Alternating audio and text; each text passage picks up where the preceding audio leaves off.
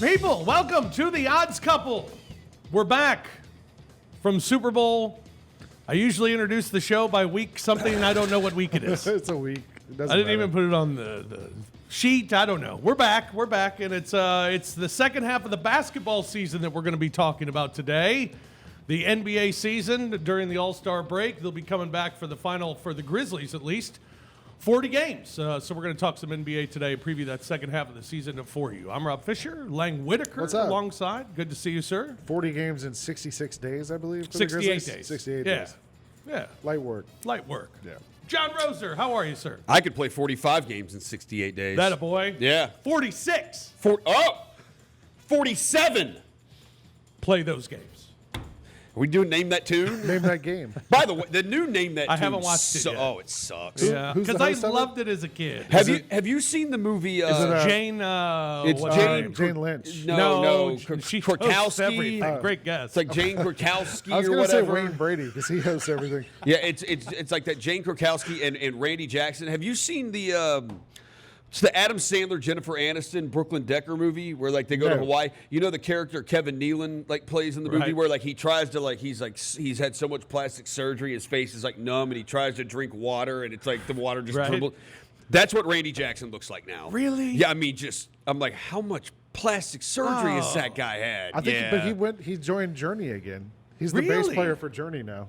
Really? He used to be the bass player for Journey. Well, he Yeah, can't. like 40 years ago. You see him, he's like, my God, that's it. That might be Botox. His face is, it did a lot of I hate Botox. to hear It's that. worth watching. Have you ever watched the movie about the Journey trying to find the new lead singer?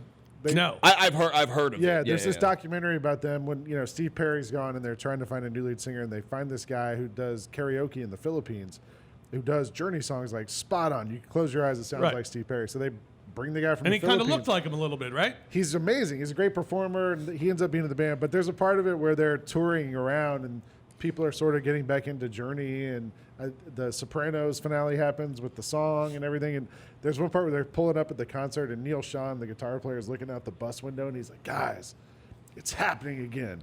We are back." And then they like play their new song at the concert. And no. I used to watch the TV show when they were trying to come back with the new lead singer of NXS. Yeah, Rockstar NXS. Oh yeah. Because there's one guy who does a... with Brooke Burke and Dave Navarro, right? Yeah, and there's one guy who did a kind of like a... I don't know, like an emo rock version of Britney Spears' "Hit Me, Baby, One More Time," and like you actually listen to him do it, and like you hear it, you're like, that's actually a really good song. Like it's really well written, you know. Like when you think because you hear Britney Spears singing, it's just like a poppy song, but like you hear this guy kind of break it down and do it his way. It's like that's a really good song. I put it on Twitter before, but I have $1 million idea for Journey. When they tour at their merch tables, they should sell those candles, like the scented candles. Yeah. Have one that's the smell of wine and one that's the smell of cheap perfume. Like the song, right? Yeah. Like this would be $1 million idea. You have the Journey wine and cheap perfume candle. Everybody would have that. That's a free It's a good idea. I'm just putting it out there. It's free. You can have that idea. Yeah. CJ Hurt is here. How are you, man? Hey, I'm well. Good to see you guys again. It is Jane Krakowski who is the host Krakowski, of yeah. that show. For those of you who don't know, she was Jenna in 30 Rock. Yeah. So that is the host of Name She That also Tune did right not now. date the My Pillow guy. Correct. Yeah.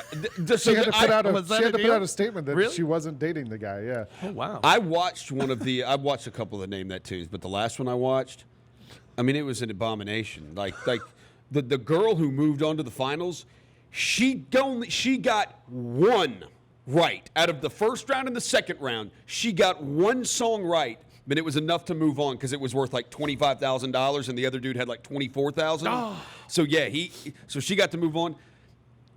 I mean, I was like, I would have been 1,000,000 times better. Like, I seriously, like, of the ones she missed, she probably missed like 7 of 8, and I probably knew 5 of them. I feel like, in these dead weeks here where there's no shows, we need to do a Name That Tune. I'll play against you, Roser. I feel like I can beat you. Yes. Okay. We definitely should do a Name That Tune odds couple. That's People coming. can bet on it. That's coming. Yeah, let's do it. Absolutely. We could put odds out there and Yeah. everything. It'll be great. Now, there was one of them, like the first episode, they're like, I can name that, Randy, I can name that tune in one note. And Randy Jackson does on the piano, he just goes, ding. And the person gets it right. I'm like, how the hell can you tell what that song is? Some of these people are really good. Some of them are really good. Has to be. I can't wait till we play. We are going to play. Normally, we start the show with this question. What have we learned? So it's the midway point of the NBA season. What have we learned? Shoot a lot of three-pointers. Yeah. The more threes you shoot, the better, apparently, if you're the Jazz. Also, I learned that the Jazz fans, a little touchy. Got in their feelings a little bit last couple weeks here. I mean, imagine if they weren't in first place in the entire NBA. The Jazz players complaining and not getting calls. We don't get the respect. You're in first place. Yeah. Donovan Mitchell, by the way, in that game missed 2 jackhammers. 2 of them. I mean, they were spectacular, but he missed them both. So should have been a call. Pipe. I have learned, and unfortunately, I hate saying this, but the Memphis Grizzlies continue to be the only team that the New Orleans Pelicans can beat. It is amazing. I mean, they'd be 82-0 and have like the greatest point differential in the history of the NBA if they only played the Grizzlies. They look so bad when I see them on television, and then when I see them against the Grizzlies, they look so incredible. I mean, it's so weird. They kill the Grizzlies, and then so they have also a game against Boston where they come back from down. They're down like 17 late third quarter, and they come back and win. And then they follow that up and lose at home to the Bulls. It's like you really don't know what you're getting night to night from those guys unless they play the Grizzlies. Yeah, it's amazing. CJ, what'd you learn from the first half of the NBA season? The Knicks look remarkably competent, especially compared to what they have been. Also, Giannis still does not shoot the 3 well, and that's going to hurt them come playoff time, somewhere around. He's under 30% from 3, I'm sure. Got to be somewhere around 28, 27% from 3. That's not going to cut it. Well, he was 100% in the All-Star game. That's right. And he banked one of them in, which was spectacular. It's crazy because the banks aren't open on Sundays. Do you remember last year Brevin gave me a hard time because I talked about Giannis, and he was like, no, in the All-Star game, he didn't look that good. Brevin talks about it all the time. Yeah, well, how's he going to say now? I'll say this, though. After he made that 3 and he started 16 of 16, did you see him again the rest of the game? I saw him when he got the MVP trophy at the end of it. I know. I know, but although there wasn't really clutch time. Yeah, I mean, come on. And I will say, if you ask Brevin that, he'll keep it a bean. Oh, when he yeah. gives you the answer, he will keep it. He will keep it a bean. You should see some of the text You messages better he sent me after the Bucks got knocked out of the playoffs. Fish, you still better believe I'm going to be texting you that until you use keep it. it a bean? Until you use it. All right, that's going to happen. That'll happen on Keep the it a bean broadcast. with him. Yeah. Keep Speaking it a of the bean. Knicks, Clyde Frazier here, my good friend, my dear friend, Walt. Clyde Sartorial Frazier. influence. That's right. Enjoy him every time we get to see the Knicks, except for this year, unfortunately. Speaking of things that don't age well, I was actually rewatching The Last Dance, and there's a clip of Walt Frazier in there saying that, I just don't think you can build a team around a guard. Well, and then that happened. That one didn't age very well. 6 titles later. Yeah. You mentioned the Utah Jazz, and what a season the Utah Jazz are having. They're on top in the Western Conference, 27-9 on the season, 15-2 at home. They've had huge winning streaks, and they got a 2.5 lead cushion over the Phoenix Suns, which we'll talk about them as well. But the Utah Jazz are getting it done. Mike Conley says it's a matter of the offense moving a lot more freely. I think, with Q, he's been waiting to kind of get the right group of guys together to be able to ultimately, put a system in place, but within that system, have guys that can be, make plays and have multiple ball handlers and shooters on the court. So, like you said, we do run a pretty simple system when it comes to, our flow offense. But once we get to our spots, it becomes, 1 or 2 reads, and then guys just play. You got Donovan trying to, get to the rim, Jordan Clarkson trying to get to the rim, myself trying to make plays, and, Boyan, everybody spacing the floor. So with that kind of personnel, we just kind of had to really work on, understanding when we can and can't, break that system, and we've done a good job with it. I thought for a long time they were a team that they knocked down threes. They were really good, but just not good enough. They're over the hump, aren't they? I mean, they're legit. They are. I just wonder, would you say they're the best team in the West? Right now, yeah. I just wonder if they're a regular season team and not a postseason team. They're one of those. They play such a unique style of basketball, like the way it's become the last few years, where everybody shoots threes and it's spread out. And you're looking for spacing. They've sort of pushed that to the extreme. They're shooting more threes than anybody in the league per game. And then they have Gobert, who can roll down the middle and draw defenses in, and he can score in the paint. Not a lot of teams have that combination of shooters all around and one guy in the paint who can rebound and control the paint.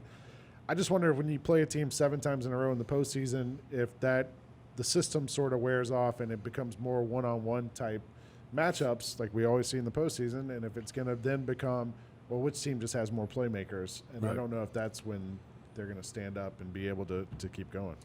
Two things on them. One reason I think Mike Conley's probably been better this year. It probably took him a year to get acclimated and everything, because Mike Conley here for years, he's never played with another ball-dominant guard the way Donovan Mitchell dominates the ball, and that took adjusting. Every now and then he played off the ball here. I know Jared Bayless, when he played with Jared Bayless here, or when, we made the trade, the Gasol trade, and Avery Bradley was here, and DeLon Wright. He got to play off the ball a little bit there. So I think there was an adjustment period to that. The other thing is, like Lang said, with the 7-game series, you saw against Philadelphia.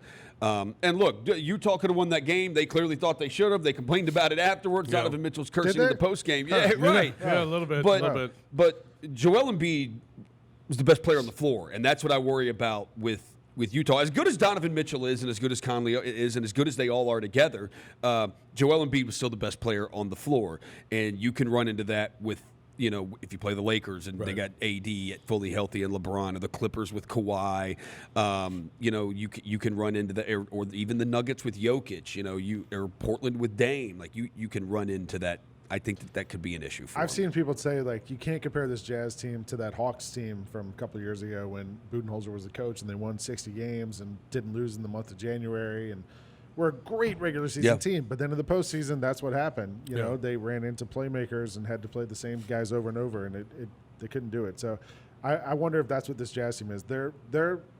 The whole is better than the sum of the parts, but in the postseason, you need those parts. I'd love to see them do it. I think it'd be a great story. It'd be fun. We'd love, and obviously Memphis, like when Marc Gasol left and got his, we traded Marc Gasol and he got his title. Traded Mike Conley. It'd be awesome to see for Mike Conley making the All-Star team for the first time and then being able to win a title. It'd be awesome to see. But yeah, I think Lang and I both have kind of the same concerns. But if you were going yes or no on contender to be Western Conference champ, you'd certainly say yes, they're a contender. Regular season, yeah, for sure. Now then again, once upon a time, we didn't, like the Detroit Pistons ran up in the same thing. And like Kobe and Shaq were the two best players on the court. Like those are the two most talented players. Yep.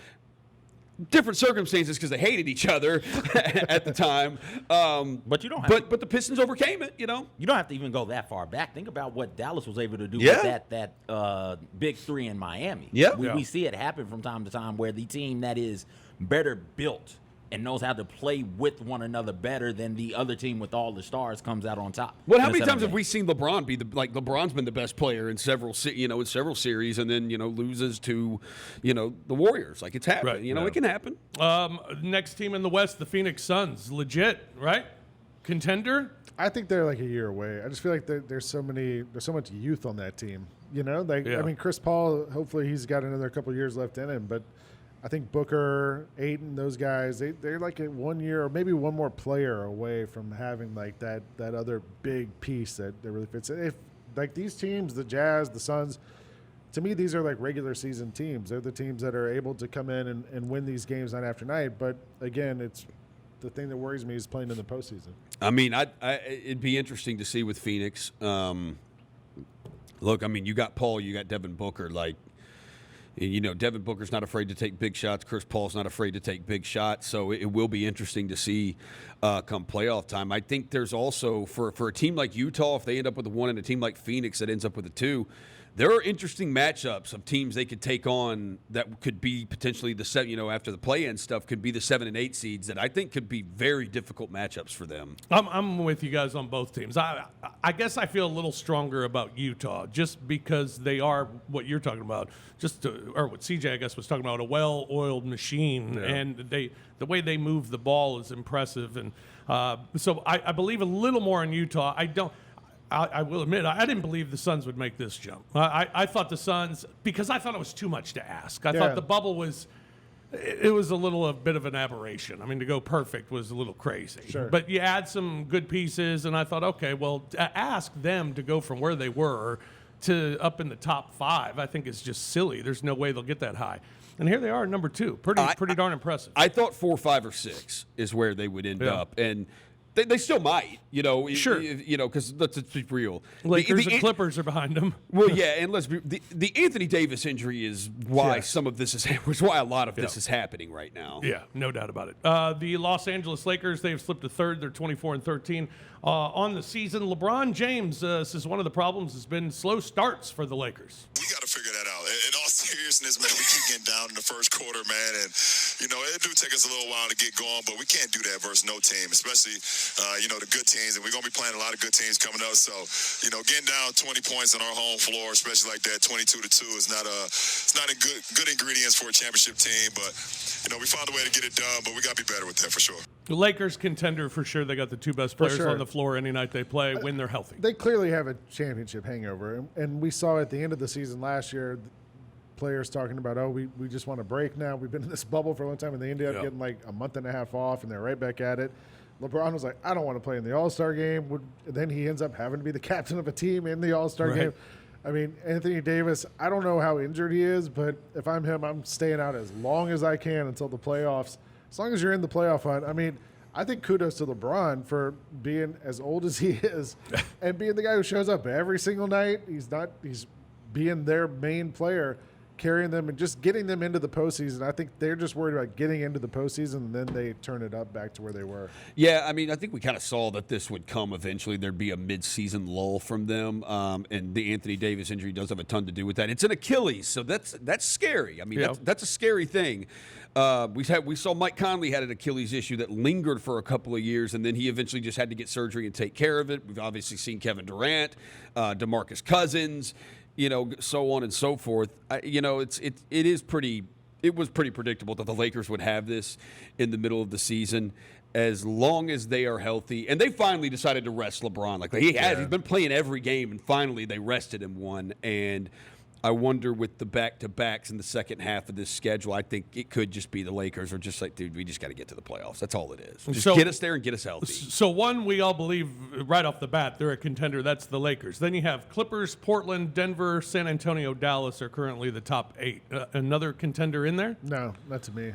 So there's only one contender. Honestly, I mean, maybe the Clippers, but I feel like the Lakers are far and away the best team in the Western Conference. Yeah, I mean, they're really good. Just when they're fully healthy, they're really good. They're almost impossible to score on. I just hate them. So, and you can make the argument. People who want to say, well, it's just LeBron and AD, and that's all they have on off. Their defense is tops in the league. I mean, they have one of the best defenses, and that's a team thing. And as long as you got those 2 guys on the other end, I mean, we saw it the 2 games they played in Memphis. Memphis played really well against them. Yeah. Held them to 94 in the one game and lost. When LeBron was talking about that 22-2 start, wasn't that against Memphis? Against Memphis. Yeah. That was in LA. Yeah, they won the game. So they're one of those teams to me, like you always hear coaches say, like, you guys, you're not good enough. You can't flip the switch. Right. The Lakers can flip the switch. I think so 100%. They know how to do it, and they're just trying to get to the point where they can do that. Yeah, I do think you do realize with their roster, though, and we praise the additions of Montrezl. I still will call them Montrezl, the unnecessary silent L at the end of his first name. And Marc Gasol, that we thought they would be, those are really great moves, and they've been good players, but that roster ain't that good outside of LeBron and AD. It's really not. And I think that's why you see them struggle when one of them is out. It's not that good. It's not as deep. No, people were loving Alex Caruso. Well, yeah, Alex Caruso's great when he's playing next to LeBron and AD, and all he has to do is just play defense. That's all you got to do is just guard that. We'll take care of everything. And they were without Schroeder for a little while there too, as well, and I think he's a big part. Caruso with that giant, Schroeder headband. That giant headband. Looks like he just came back from a battle. That thing is enormous. He's covering up a head wound. Yeah. Philadelphia 76ers are the top team in the Eastern Conference. Doc Rivers has things going for the Sixers. They are at 24-12. Once again, they're great at home, 16-3, but just 8-9 away from home this season. It's been a weird season with COVID, of course, and including losing a couple of guys in the All-Star game with Joel Embiid and Ben Simmons. They had to play one game this season with only 7 healthy bodies. Doc Rivers talks about having those rosters reduced during this COVID time. I'm not sure if we shouldn't raise the number, not lower it. I think to have a healthy chance of playing an NBA game, the number should be 9. Because at 8, you're taxing guys to play 40 minutes or more. And usually those are the guys that haven't played. I mean, you think about the guys on our team that played all the minutes the other night. When you look at their minutes previous to that, I think one of them averaged like 3 minutes, and then he got 40. I know that's not healthy. And so that's a concern as well. The league has so many things they have to deal with. And there's 2 type of players' healths. One health is COVID. The other one is bodily harm. And so, man, it's just a tough call. It's been an odd season, and I think this second half, it's going to be very interesting to see how things go, how quickly they are to cancel games, not wanting to make them up at the end of the season, not wanting to lose games. What sort of restrictions there will be? Will they change from what we've seen in the first half of the season? Yeah. The Sixers team to me is interesting. Like, I kind of feel Embiid's playing out of his mind, the best we've ever seen him play. And this is sort of the Embiid everyone suspected he might turn into when he was coming out of college. But, he was injured so much those first few years that for him to finally develop into this, it's sort of like seeing a unicorn, right? It's like, oh, right. Wow, it's happening. But can he do it for the whole year? And I feel like if you play them in the playoffs, you just pack the paint and you make somebody shoot it from the outside, because Ben Simmons doesn't want to shoot it. Right. And Embiid's doing his best work under the basket. So I don't know. I like Doc Rivers a lot, though. I think he's one of the few coaches who actually played in the NBA now. So many of them have just come from the pop tree or whatever, right. And I like Doc as a people person, as a coach. So he seems to have really connected to these guys, and he's got them all playing together and playing well. And I think they're at least going to get to the conference finals. We'll see what happens when they have to play Brooklyn. When is the last time, like I know Giannis last year won MVP and Defensive Player of the Year, but when was the last time you had 2 different players on the same team win one of those and the other win the other? Because it appears Embiid's on track to win the MVP. He should, and it appears Ben Simmons might win Defensive Player of the Year. That's very possible too.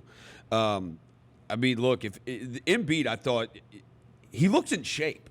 Yeah. Finally, he looks like last couple of years he's looked a little heavy, and it seems like he was really upset when they lost to was it Boston this past year in the bubble? Yeah, when they lost to Boston in the playoffs, and he's actually like really turned it around. The guy gets the free throw line whenever he wants. He's so freaking big. Like, what do you do with him? Yeah, I think Doc Rivers deserves a lot of credit. I mean, this is the top team in the East, and as of last year, they weren't sniffing the top of the East. They weren't even close, and it just felt like they're kind of stuck. What's the next thing? Should they trade Simmons? Should they trade Embiid? Yep. Do they break it up? And they didn't. And you bring in Doc Rivers, and I think that's a huge influence, exactly what you were talking about. And this team, one of their problems the last few years has been being a cohesive unit. Yeah. But they are that right now, and I think that's very beneficial. But I'm like you, Lang, man, I don't know come playoff time. I'm not gonna say the word, but I just think when things get physical in the playoffs with bigs. And I think there's some teams, if they were to advance because of their talent early and then somehow get to play Milwaukee, I think they'd be okay. Yeah. But you look at some of those other teams that want to play physical with Embiid, man, I don't think he's a big fan of getting bumped around. No, I mean, and in the playoffs when things just aren't called for you every time you get bumped around. Yeah. I don't know. I'll have to see it. He does look in great shape. You're right. But I want to see him be the monster he is in this regular season right now, MVP form. I want to see that in the playoffs from Joel Embiid, and until I see it, I won't believe it. Doc, caught a lot of flack when the Clippers got knocked out last year of not being the best X's and O's guy and not making the adjustments he needed to make and all that stuff. And I feel like the Sixers team isn't even at that point yet. Like they're still getting to the point where they can have all their rotations set and have everybody ready to play and know their system and all that. eventually they get to the point where it comes down to in-game decisions and all that stuff. But I don't even know if they're at that point yet. I think Dodd's kind of getting them all bought in and playing together, and you can see what a difference that's made. Yeah, I think the other thing too that you could worry about. I can't remember who did it to him a couple weeks ago, but it was they just decided every time Embiid touches the ball, we're just sending guys at him, and you're going to pass the ball, and we're just going to make the other guys beat you, and the other guys couldn't beat him. Yeah. I mean, when we saw the Heat do something like that last year, going to the zone against the Celtics in their matchup, and ended up upsetting the Celtics to get to the NBA Finals. If they don't do a better job of making threes and of taking threes, come playoff time, the defense is gonna be so packed in. Ben Simmons and Embiid just aren't gonna have any place to work. Right now, I think they're bottom 5 in 3-pointers made in the league. I'd have to double check that, but they've got to improve on that. Yeah, but a good enough team that contender chance to win in the East. Yeah. Yeah. Yes. Okay. Yeah. Yeah. Yes. Puncher's chance. But the team that's in second is the one that is the favorite in the East. That's the Brooklyn Nets. Nets are 24-13, just a half game back of the Philadelphia 76ers. They got the biggest three in the NBA right now, although they haven't played together much. I think only 7 times so far. Kyrie Irving is one of those big three. He says, well, we haven't hit our best yet. We're dealing with a lot of the reality that we're putting this together on the fly. Like, we are the team that the NBA put the most games on. We're the team that gets someone taken out during COVID, during the games. We're the team that has to deal with the refs. We're the team that is literally battling against so many odds that at this point, it's not even a reason to continue to comment on it. They are what they are. And as a warrior that I am, and that the energy that I have alongside my teammates, we just have to turn that corner. And we haven't done it yet, but we will. And I'm telling you, the league's going to be on notice when that happens. So just got to take it day by day. Did you hear that like weird humming noise in the background? Those are Kyrie's mind grapes. What I'm really starting to just like Kyrie even more because Oh, man. Conspiracy Kyrie. Yeah. he doesn't even like he thinks he sounds like y'all do not appreciate how smart I am.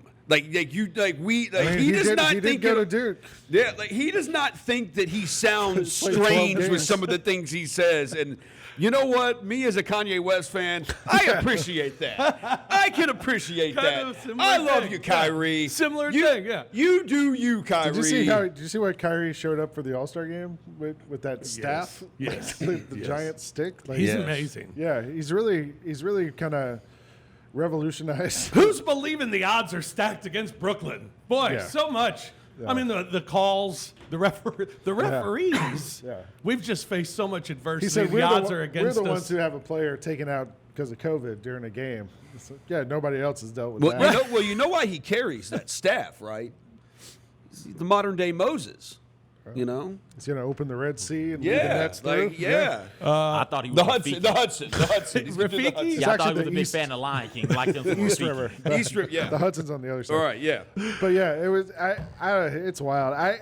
And we haven't. They add Blake Griffin, who knows what he's got in the tank. But they need bodies at this point, and I feel like when Steve Nash got hired, I was on Rise and Grind, and I was like, I'm amazed he took the job. I've known him since he was a rookie in the NBA. I'm amazed he took the job because it's a lot of work being a head coach. But if he commits to this thing, he's going to be an awesome head coach because he's a great people person. Yeah. You know, when Brevin has actually talked about it with us sometimes, Brevin's like, I'm really good at reading people, he said. Like, that's what made him have a 10-year career in the NBA. Nash can do that. Nash is a people guy. He can read people, and he can communicate with people. And if he really bought into it, I always thought he's going to be a great coach. Then they, like, start throwing all these guys. Then they go get Kyrie and Harden and all this, and they're winning. Like, it's working. Like, Yes. he's making it work. He's got a great staff with him too. You know, having Mike D'Antoni there, and you know, you mentioned Blake Griffin. Well, according to Chicago Bears wide receiver Allen Robinson, they're also getting Andre Drummond. Oh, yeah? So, yeah, that's what Allen Robinson tweeted today. Now he's from Detroit, which is Drummond played there, so I Right. think that's probably why they have a relationship. But according to Allen Robinson, he's trying to get in the breaking news game. So yeah, Brooklyn contender, yes. Milwaukee, No, I don't really feel like they've improved significantly since a year ago. I would say They traded 28 draft picks to get Drew Holiday. Yeah. Okay. Who Yeah, you don't know if he's ever going to be healthy. You know? I don't know if I'd go as far as saying worse. I mean, the record's worse. They're 22 and 14, they're about the same. But they're about the same, but not better. No. And I don't look Yeah. at them as a contender either. And well, Giannis said it was interesting that Giannis said they're using basically the regular season as practice. That they've been doing a bunch of different stuff defensively, and they've really been using regular season games as practice to prep them for the postseason. Look, Drew Holiday hit that big shot Because against they're us. a team that can turn it on. Sure. If Yeah. Drew Holiday, Mike Budenholzer look, has a history of making big adjustments in the postseason. Holiday, he's a better offensive player than Eric Bledsoe. So if Holiday can be healthy and the one time we did see him in the playoffs with New Orleans, I mean, he terrorized Damian Lillard. Okay. So So you double team Holiday, then what happens? well, if he can, and then you got to hope Chris Middleton is just better in the playoffs Yeah. than what he has been. You know what they're going to try to do to Giannis, but look, I mean, maybe if Holiday's awesome, then maybe I don't know if they're going to win the title, but look, nobody thought Miami was coming out of the East last year, and they ended up coming out of the East. So I'm just saying, like, it can happen. Yeah. All of the teams in the East have glaring issues, be it their star can't shoot or won't shoot, they don't make enough threes, or defensively they just can't play defense. So I think that with that being said, sure, the Bucks are a contender along with the Celtics and the Nets and the 76ers, because none of those teams are flawless. They all have big glaring holes that if you can exploit, you'll be fine to come out on top. Are the Heat a contender? They can be. Boston's the one I worry about. Boston's got to make a move, and Danny Ainge has said as much that they need to make a move. Yeah. That he doesn't. But we've been Danny saying Ainge for has- 10 years that Boston needs to make a move, and they Danny, don't ever make a move. Danny Ainge has straight up said on the radio, "We are not good enough." That he does not think they are good enough. So But Danny Ainge has proven he wants to win every trade that is ever made. yeah, so he may just Which have is to why he doesn't make any. Yeah, which he might just have to suck it up and do what he has to do to get Vucevic. Yeah. But because if you put Vucevic there with those two others, I mean that's pretty lethal right there. I mean, go get Al Horford again. Anybody. They need a big guy in the middle. They've been trying to do it with Daniel Tice for 3 years now, and it clearly isn't good enough. Nah. You don't think Miami's a contender? No. All right, sixth place, 18 and 18 right now. Yeah. They've been playing better since they got Jim Butler back. So if Jim Butler's there, he's Jim Butler. Oh, yeah. Yeah, Jim, but not Jimmy. It's Jim. I guess I give him a shot, too. I mean, I think that The Heat? Yeah, because when you get to the postseason this year, it's different. I mean, you're not going into raucous buildings anymore. Now it's just, what do you got? And I think the Heat, obviously having the experience of doing it, would help, and they have that guy. Jimmy Butler can be that guy. And Adebayo's awesome. Yeah. Bam's awesome. Hero's kind of had a little bit of a downtime, but I think is Dunk Robinson. Yeah, Dunk Robinson and Ty Hero. Ty Hero? Ty Hero, Yeah. All right, let's take a break. We'll come back. More of the Odds Couple here on Grind City Media. Did you watch the Cheez-Its Bowl? I did not watch any bowl yesterday. I watched an awful Hallmark movie, and I watched Dash and Lily. I loved Dash I thought and it was Lily. awful. What? And you told me, and I did blame you when we all watched it. No! I literally said, Jessica Benson said this was good. It doesn't have to realistically make sense. It's a Netflix holiday show. Rise and Grind with Jessica and Megan. Live daily at 8 a.m. on grindcitymedia.com. Yeah, I've always thought maybe a fun dunk contest wrinkle would be just to dunk on people. Instead of jumping over them, have them stand there and make a half-hearted attempt to block your dunk and then just destroy them. Okay, yeah, but then who's going to sign up for that? Who's like, yeah, I'll be the poster. Join Lang Whitaker and me, Kelsey Wright Johnson, every Thursday as we debate the hottest topics in the NBA. IMHO on grindcitymedia.com, YouTube, and our social channels.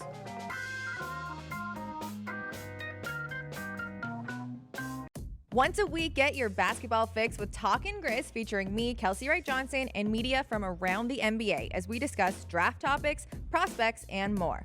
Connect with Grind City Media on all their social channels, subscribe to Grind City Media YouTube, and follow Grind City Media on Twitter and Instagram to stay up to date with all things Grizzlies.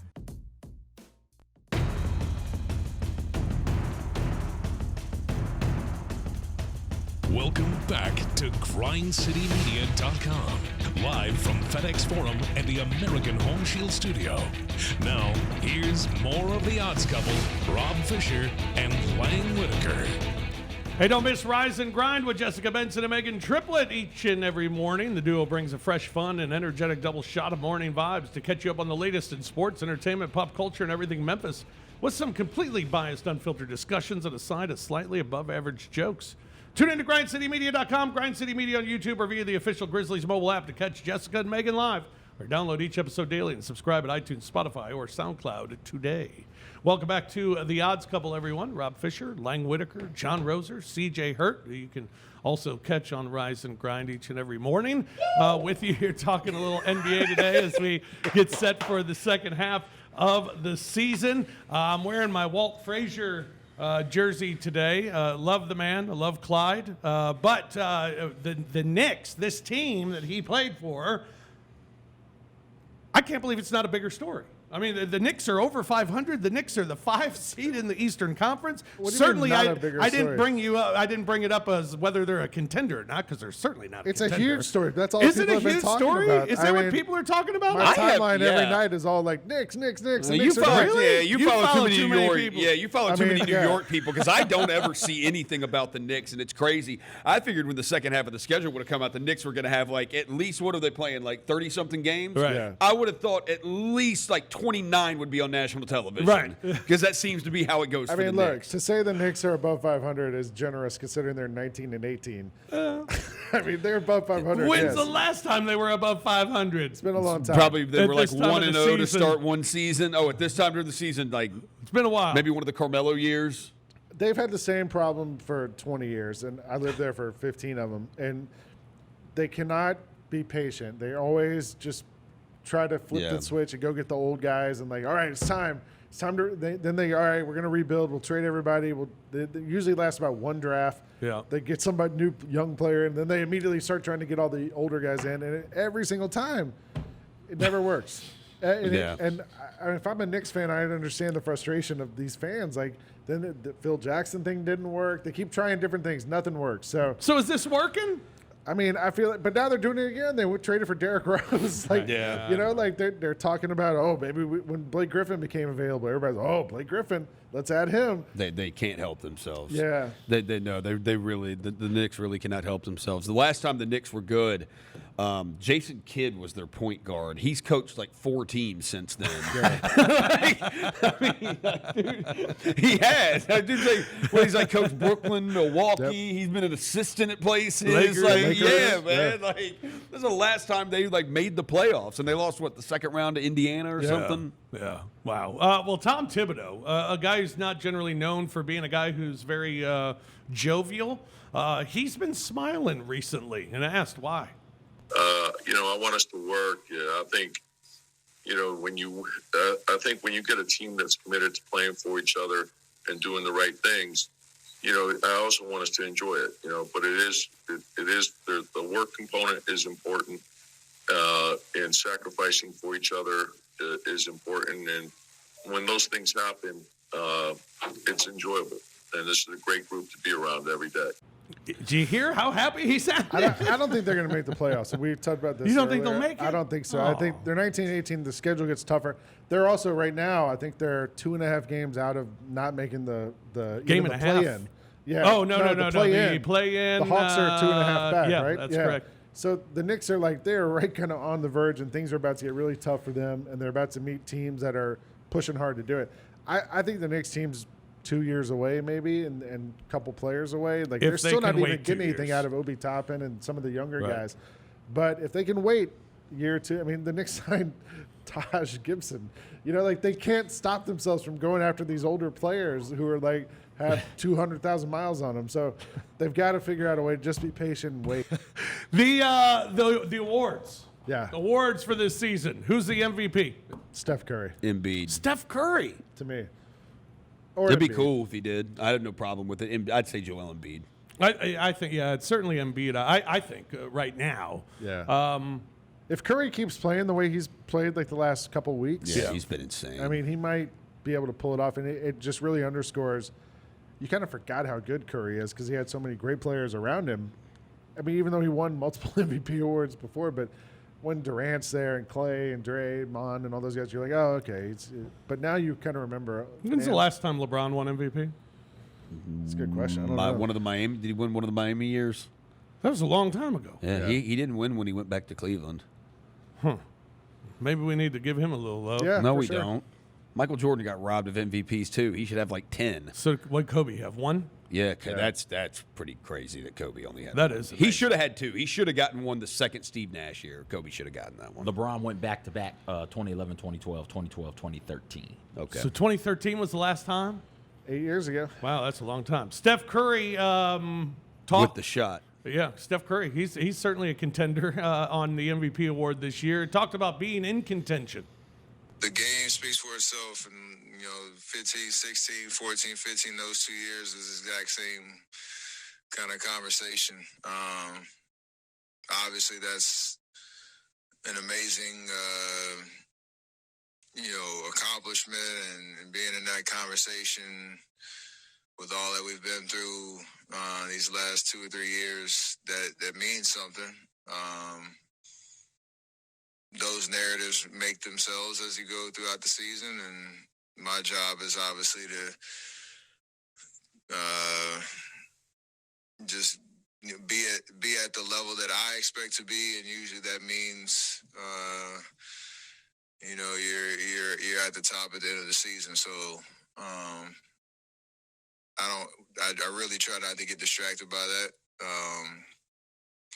Because it kind of changed the moment. And really right now, if I'm doing my job, then I'll be there at the end of the season, and that'll take care of itself. Are they a playoff team?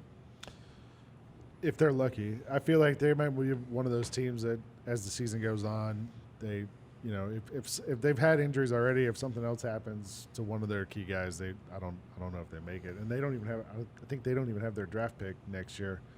I think it belongs to Minnesota. So Yeah. tough year for them. But it's fun watching Steph play the way he's been playing and kind of find that happiness again. Yeah, I mean, their draft pick would be Klay Thompson. Yeah. If they could get him back. Right. But who knows? I mean, you're talking, ACL and Achilles back-to-back years. Who knows what the mobility is going to be. But, I mean, if Klay Thompson is – I mean, even if Klay Thompson is 80% of what Klay Thompson was. It's still pretty good. Yeah, I mean, he could score 17 and a quarter instead of 30 or whatever, Right. So, I mean, that is how they would sell it. Well, our draft pick's Klay Thompson. Yeah. Right, yeah. Rookie of the year, LaMelo Ball would be my pick, I guess. He's pretty special. Yeah, I went with Halliburton on our end of the show picks, but he's been terrific. And I think a lot of the fears everyone had about Ball were sort of unfounded. Everybody, he can't shoot. He's going to be a problem culture-wise and all this stuff. He's been fine. He's been good. The Hornets team has been probably better than people expected, and he's fit in really well to sort of the older players around him. I know he's super popular with the NBA Top Shot community. He yeah? has 2 moments. You can't get either one for less than $4,000. Really? Yes. Wow, good for him. Yes. I believe that Good for him. good, right? I mean, he's not buying them, so. Yeah. I think the Hornets are more must watch than they ever have been in the franchise's history. Yeah, they're fun. Hornets or Bobcats for that matter, or Hornets. Yeah. I don't know. Maybe not all time. Because I saw that when they were here, the Hornets were here, and Ball came out on the court, and I was like, they gave him number 2?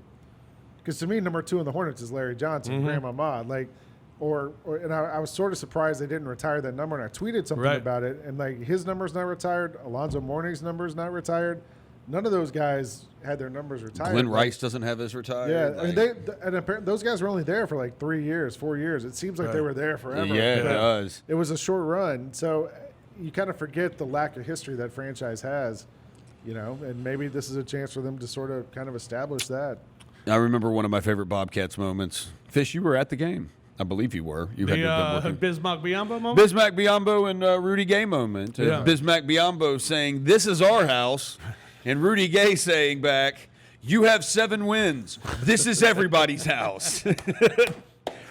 Rudy, underrated trash talker. Rudy was. I was sitting right there, and the look on Rudy's face was He's great, like, what? You have 7 wins? This is everybody's house.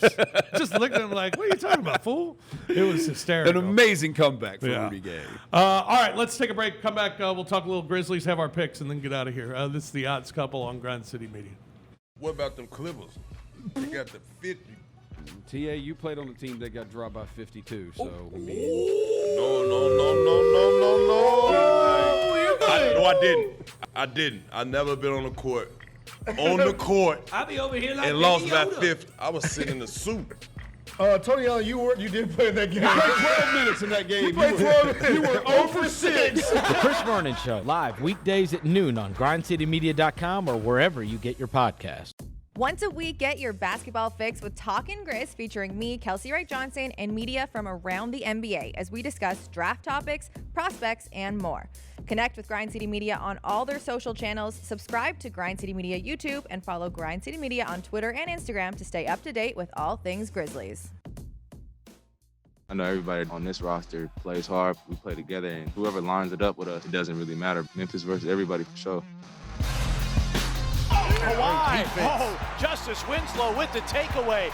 Dillon for three, down the well it goes. Ja banks it in, and one! Lob, Clark! Anderson for three. Boom! That's how we fight. That's how we fight. That's how we fight.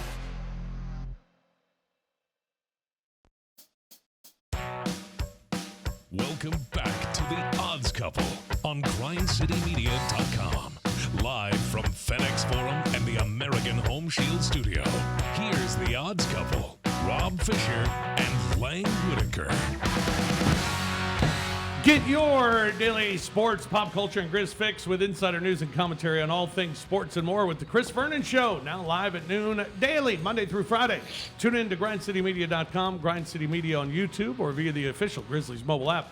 Catch Chris live or download each episode daily and subscribe at iTunes, Spotify, or SoundCloud today. Welcome back to The Odds Couple. Next week on the show, we'll be talking NCAA tournament. It's the only time of the year that I say tournament. We'll be talking about that, and we'll do that for the next few weeks, talking the big dance. Do you say tournament? Tournament. This is like my stepmom who says warsh. No, I'm not a warsh. My mom is a warsh person. Yeah, but the washing machine. Tournament. Memphis Grizzlies are at 500, 16-16. And would you say they have overachieved, underachieved, achieved? Considering all the injuries, I think they've overachieved. You remember at the start of the year, we would get the injury reports on Twitter before the game, and it would be sometimes 2 tweets. Like, it was so In long. the old days, it would have been 2 tweets. Yeah, I mean, it was like 7, 8 players listed on the thing. And so to be 500 after all that and to almost have everybody back healthy and getting to the point where we have the roster we thought we were going to have, I think they're in a good spot. And, once Jaren comes back, I know Roser has some high hopes for the team.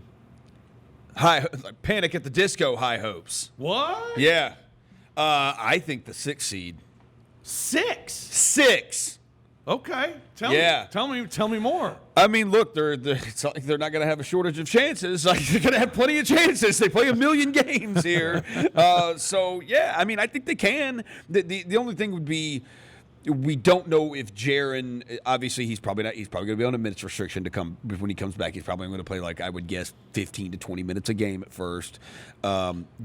He's probably not going to play both games of back-to-backs. Justice, I don't know if he's going to play both games of back-to-backs. I know he didn't in the first one, the first back-to-back, but there's 11 of them in the second half. So, but does he only not play like maybe 2 or 3 of them, and then he's able to start playing back-to-backs? That's going to matter too. Yeah. But this is like, people ask us all the time on the Grind City Prewind, like, who's in the rotation tonight? Who's playing? Well, this is why you have so many guys. This is why you have 12, 13 players who are able to go, because if you're going with a 10-man rotation and you have 40 games in 68 days, you're going to need those guys to be able to give you minutes from time to time. Well, Ja Morant, one thing we got to remember is Ja Morant also, Jaren's been gone all year. Ja missed 8 games. Yeah. That's a quarter of the season that he's been out, which is, I can't believe it was that many of how many they've played. But he was out 8. So I'm with you, overachieved at being at 500 at this point of the season. And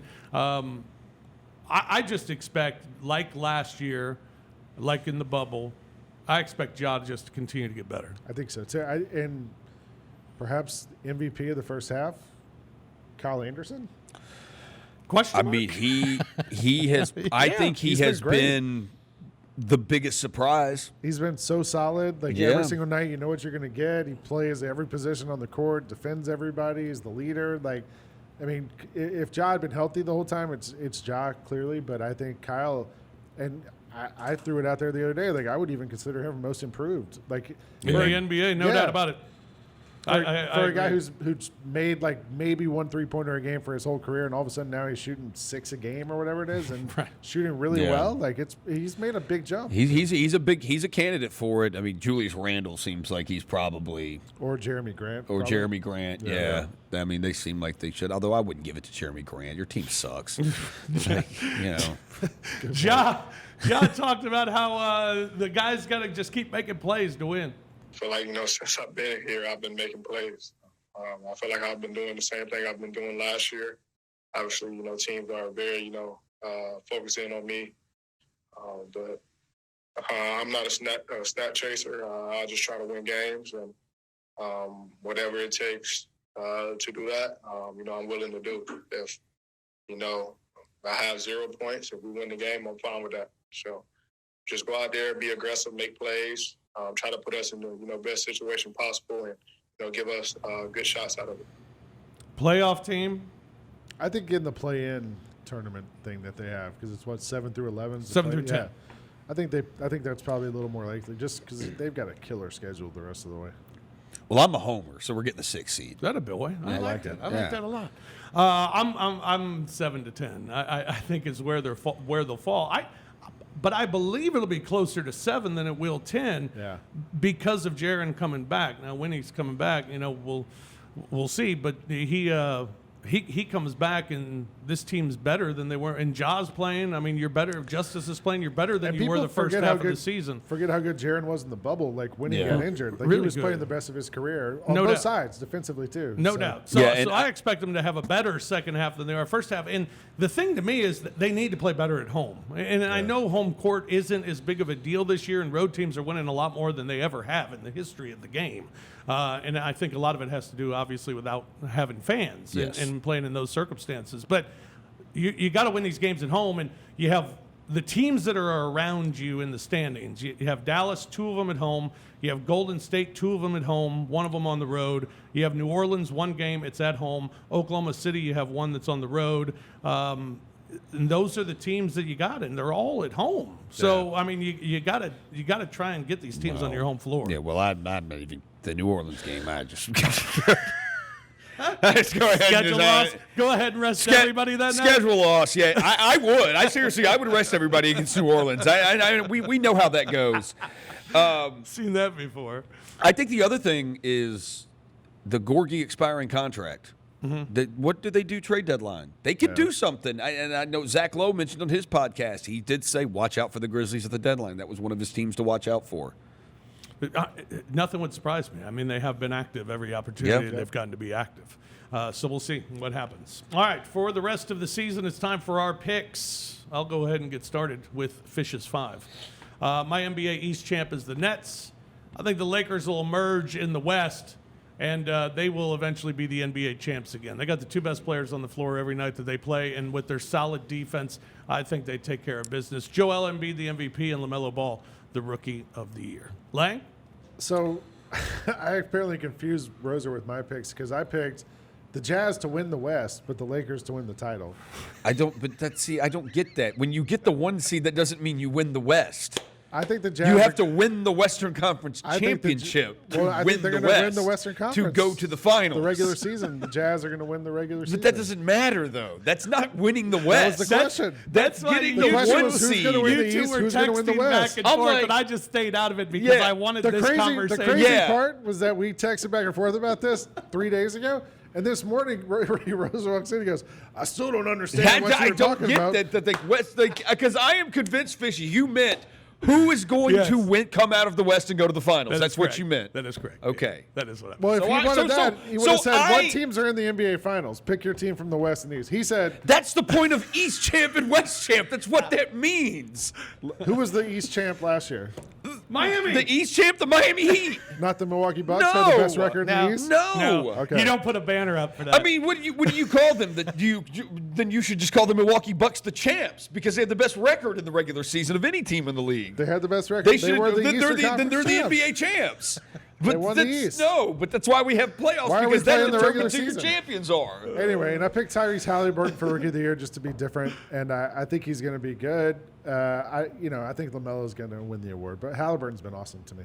I like that pick. It's a good call. I'm with you. Just to be different. That's what I did. I got Brooklyn winning the East. Screw the Lakers. So I took the Clippers. I'd love it to be the Jazz, but we went over the issues we think that they could run into in the postseason. So I'll go with the Clippers. It'll be nice. It actually would be nicer when the Brooklyn Nets win the championship if it was against the Lakers and Kevin Durant can take back his crown. Joel Embiid wins MVP. LaMelo Ball is your Rookie of the Year. All right. CJ. East, I got.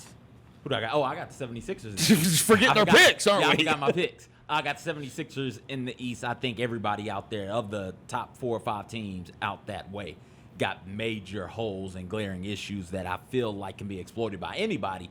I'm just taking the 76ers. It could very easily be the Nets or the Celtics or even a team like the Heat who gets a favorable matchup and is able to get the ball to Jimmy Buckets and Bam Adebayo and get after it in that sort of a way. Give me the Jazz in the West. I'm high on the Jazz. I think that the Jazz do 2 things really well. Offensively, they move the ball around. In the playoffs, what ends up happening and what gets people in trouble is you can focus more on that other team's studs. And if the ball is moving and everybody gets to touch it and everybody gets a good look and they can all make those shots, then it makes it harder for the defense to key in on just one person and derail you. Think about what has happened to the Bucks the past couple of years, and even with 2 players, what the Heat were able to do to Tatum and Brown, right? So give me the Jazz there.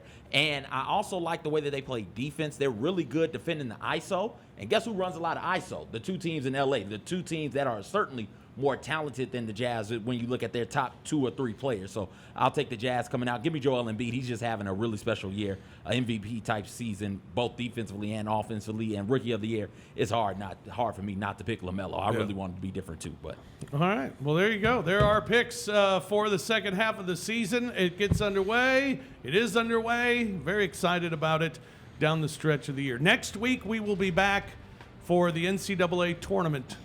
Let's go dancing. I just want to love you, Kyrie. Keep being you, man. And shout out to Drake, man. Pick them on Sunday. Yeah. Stupid if they're not in the Come tournament. on, committee. Or tournament. I'm sorry. No, it's stupid if they're not in the tournament. You know what they'll end up doing. They're going to put them in the 8-9 game against Gonzaga in the second round is what they'll Drake's do. going to win it. I heard today that a win at Ole Miss was a quad 1 win. What does this mean? Ole Miss is listed as the next 4 out. Why is that How a is quad, it a quad 1 I win? don't understand the tournament. Because it's on the road. So what? It's on the road, and they're a top, 75 team in the net. That's how it happens. Well, that's dumb. How does this crap make sense to you, CJ? You win and you. The NBA's back. The NCAA tournament this week. We'll talk about it next week on The Odds Couple. Until then, for Lang, Roser, CJ, Kimball, I'm Fish. Thanks for joining us. We'll talk to you next week on The Odds Couple right here on Grind City Media.